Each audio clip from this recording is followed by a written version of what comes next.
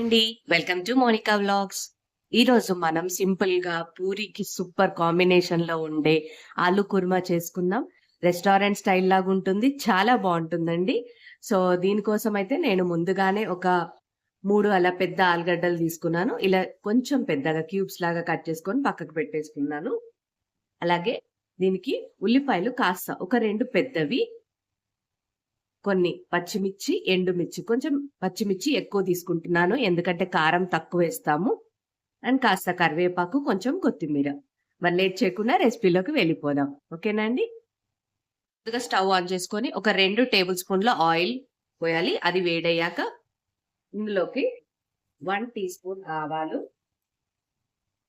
అలాగే ఒక 1 tea spoon జీలకర్ర, మనం కట్ చేసి పెట్టుకున్న ఉల్లిపాయలు,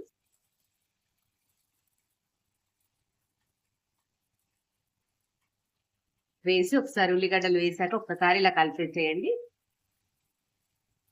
ఆ తర్వాత ఇందులోకి పచ్చిమిర్చి, అలాగే ఎండుమిర్చి, కొంచెం కరివేపాకు, కాస్త కొత్తిమీర వేసేసి కలిపేసేయండి.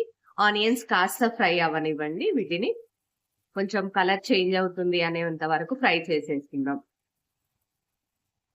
ఇలా కాస్త ఆనియన్స్ కలర్ చేంజ్ అయ్యాక ఇందులోకి ఒక 1 టీ స్పూన్ అలా అల్లం వెల్లుల్లి పేస్ట్ వేసి పచ్చివాసన పోయేదాకా కాస్త కలిపేసేయండి. ఫ్రై చేసేయండి ఇలాగే. ఇప్పుడు ఇందులో ఒక 1/2 టీ స్పూన్ పసుపు వేసి మంచిగా ఒకసారి కలిపేసేయండి.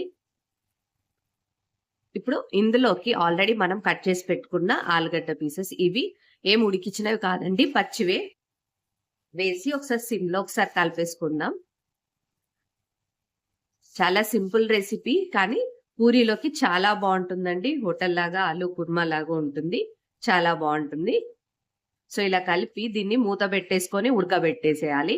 ఆలు పీసెస్ మంచిగా ఉడికేదాకా చేసుకోవాలి.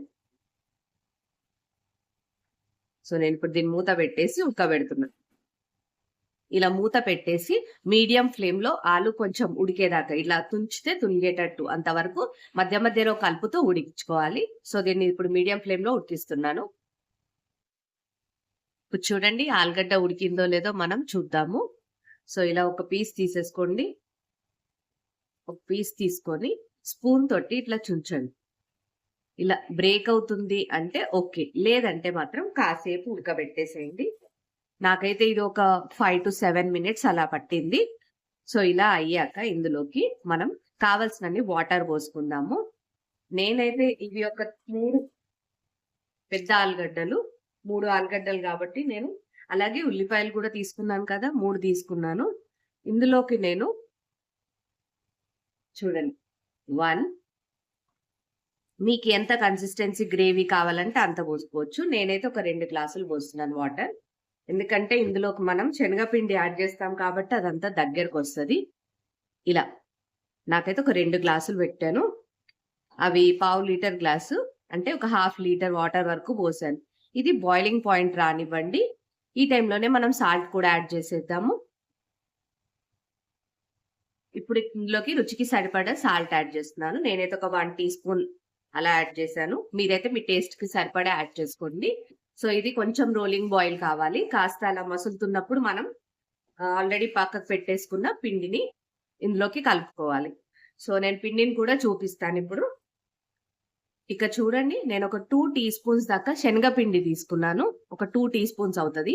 దీన్ని వాటర్ లో పోసేసి నెమ్మదిగా ఉండలు లేకుండా కలుపుకోవాలి. చూడండి ఇలా ఉండలు లేకుండా మొత్తం నీళ్ళతోటి మంచిగా కలిపేసుకొని మిక్స్ చేసుకొని పక్కకు పెట్టుకోవాలి. వాటర్ కాస్త బాయిల్ అయింది అన్నాక దీన్ని మనం ఇందులోకి వేద్దాం.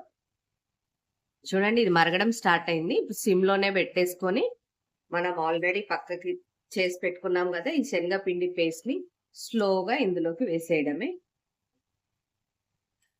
చాలా అంటే చాలా బాగుంటుంది. సిమ్ లోనే పెట్టి ఉడికిచ్చేసేయండి, ఎందుకంటే కర్రీ అంతా దగ్గరకు అవుతుంది. సో ఇలా తొందరగా అయిపోయే రెసిపీ, కానీ టేస్ట్ మాత్రం చాలా బాగుంటుంది. ఇది ఒక 1 మినిట్ అలా 1 to 2 మినిట్స్ కుక్ అయ్యాక ఒకసారి టేస్ట్ చూడండి.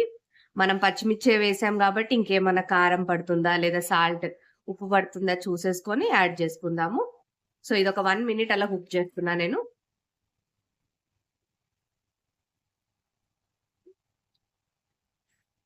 నేనైతే ఇక్కడ ఒక కొంచెమే కారం వేస్తున్నాను. ఒక హాఫ్ టీ స్పూన్. ఒకవేళ మీకు సరిపోయింది అంటే కారం కూడా స్కిప్ చేయొచ్చు. అలాగే ఇందులోకి ఒక 1 టీ స్పూన్ ధనియాల పొడి వేస్తున్నాను. వేసేసి ఒక 2 నిమిషాలు కుక్ చేసేద్దాము. మీకు దగ్గరగా కావాలి అనుకుంటే ఇంకాసేపు ఎక్కువసేపు కుక్ చేయండి. లేదు అంటే ఒక 2 నిమిషాలు కుక్ చేశాక మనం దీన్ని స్టవ్ ఆఫ్ చేసుకుందాం కొత్తిమీర వేసేసుకొని. ఓకేనా అండి? సింపుల్ గా ఉంది కదా కర్రీ. చూడండి నాకు ఈ కన్సిస్టెన్సీ అయితే సరిపోతుంది. ఇంకా దగ్గరకు అయిపోతుంది బంద్ చేస్తే. సో అందుకోసమని అయిపోయింది మన కర్రీ. దీన్ని కొత్తిమీర తోటి గార్నిష్ చేసి స్టవ్ ఆఫ్ చేసేసుకోండి. వేడి వేడి పూరీలతోటి తింటే చాలా అంటే చాలా బాగుంటుంది. సో మరి నా వీడియో మీకు నచ్చిందనే అనుకుంటున్నాను. మళ్ళీ నెక్స్ట్ వీడియోలో మళ్ళీ కలుద్దాం. Have a nice day. Thank you for watching అండి.